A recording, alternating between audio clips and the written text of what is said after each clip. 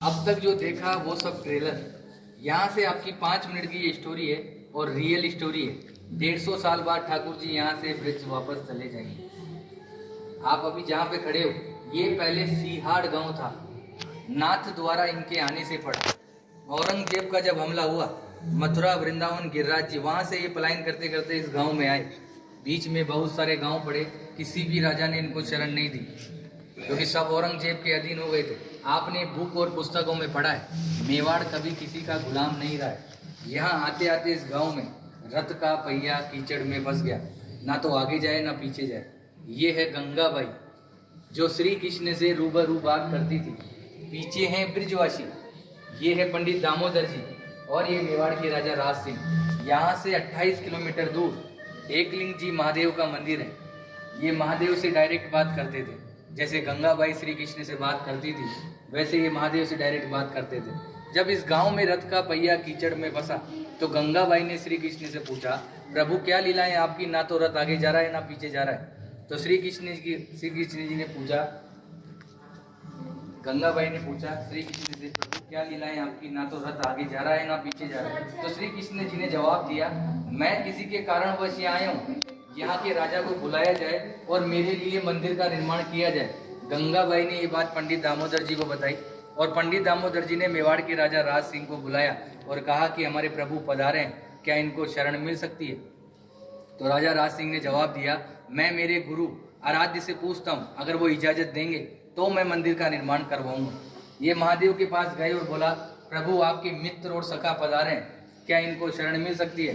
तो भोलेनाथ ने एक सुंदर सा जवाब दिया, मेवाड़ की जनता अगर इसके नखरे उठा ले तो ही इसी को रोकना है, अन्यथा जाने देना है, क्योंकि ये अलग अलग श्रृंगार करता है, 8 समय की झांकियां लेता है और अलग अलग भोग लेता है। घूम फिर के ये बात गंगाबाई के पास आई और गंगाबाई ने श्री कृष्ण को बताया, प्रभु आपके लिए तो महादेव ऐसा ऐसा बोल रहे हैं। तो इन्होंने भी एक सुंदर सा जवाब दिया, वो है भोला, नाम से भी भोला है, काम से भी भोला है। उसको तो 2 रुपए की राख लगाकर बैठा दो तो बैठा रहेगा, मगर मेरे नखरे वो जानता है। मैं मेवाड़ की जनता को वचन देता हूँ, मैं यहाँ का जल भी ग्रहण नहीं करूँगा। आज भी जल यमुना नदी से आता है, गौशाला में रखाया जाता है। गौशाला से गागर भर के ग्वालपाल सुबह मंदिर में 4 बजे लेकर जाते हैं। यमुना जल का जो प्रसाद बनता है वही ठाकुर जी ग्रहण करते हैं। आप लोगों का जो प्रसाद होता है वो बाहर दिखाकर बाहर ही बांट दिया जाता है।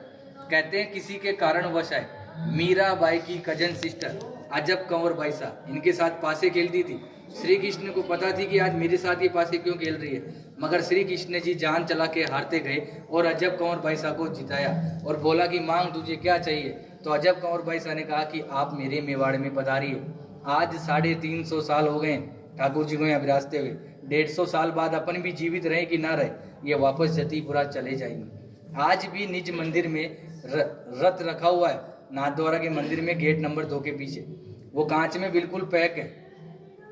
जब सुबह सुबह पुजारी झाड़ू निकालता है तो आज भी यमुना नदी का मिट्टी लगा हुआ रहता है। रोज मंगला से लेकर शयन तक ठाकुर जी यहाँ विराजते हैं। विराजने के बाद 7 साल का बालक है, माँ की याद आती है, जतीपुरा जाते हैं, माँ से मिलते हैं। माँ से मिलने के बाद निधि वन में रास नीलाए करके मंगला में वापस यहाँ आ जाते हैं। औरंगजेब एक बहाना था, ठाकुर जी को वचन निभाना था। ये जो पूरी लीला रची केवल अजब कंवर बाई सा के कारण। औरंगजेब को ये वहां भी हरा सकते थे, मगर औरंगजेब इनका मंदिर तोड़ने श्रीनाथ जी के मंदिर में आया। उसकी माँ भी उसके साथ आई। जैसे ही औरंगजेब मंदिर के अंदर गया, अंधा हो गया, उसको कुछ नहीं दिखाई दे रहा। बाहर आके बोला, माँ मैं अंधा हो गया, मुझे कुछ नहीं दिखाई दे रहा। तो माँ ने कहा, बेटा ये है छलिया, छल करता है, मगर तूने मेरी बात नहीं मानी। अब तू इसके पैर पकड़ेगा तो ही ये तेरे को माफ करेगा। मगर औरंगजेब घमंडी था, वो वापस मंदिर के अंदर गया, थक हार के उसने ठाकुर जी से माफी मांगी और ठाकुर जी ने उसको माफ किया। माफ करने के बाद ठाकुर जी ने उसकी आंख उसको वापस दी। आंख देने के बाद औरंगजेब बहुत खुश हुआ। खुश होने के बाद जो कोहिनूर डायमंड हीरा जो ठुडी पे लगाया जाता है वो औरंगजेब की माँ ने ही भेंट किया था। आज भी होली के अगले दिन, धुलंडी के दिन बादशाह की सवारी निकाली जाती है। उसमें औरंगजेब का पूरा बाकायदा आदमी बनाया जाता है। उसको पूरे नाथद्वारा में जुलूस द्वारा निकाला जाता है। निकालने के बाद उसको मंदिर में ले जाया जाता है और मंदिर में ले जाने के बाद पनिशमेंट के तौर पे पूरे मंदिर को दाढ़ी से झाड़ू साफ करता है। ये कहानी रियल है और 150 साल तक होती रहेगी। उसके बाद ठाकुर जी ब्रिज चले जाएंगे। आपने हमेशा श्रीनाथ जी के दर्शन धक्का मुक्की डल्ला खाकर किए, मैंने भी किए, आपने भी किए। मगर यहाँ मैं आपको 8 दर्शन कराऊंगा, मंगला से लेकर शयन तक। ठाकुर जी क्या खाते हैं, क्या पहनते हैं, वो सब बताया जाएगा। उससे पहले आपको इस कमरे में जाना है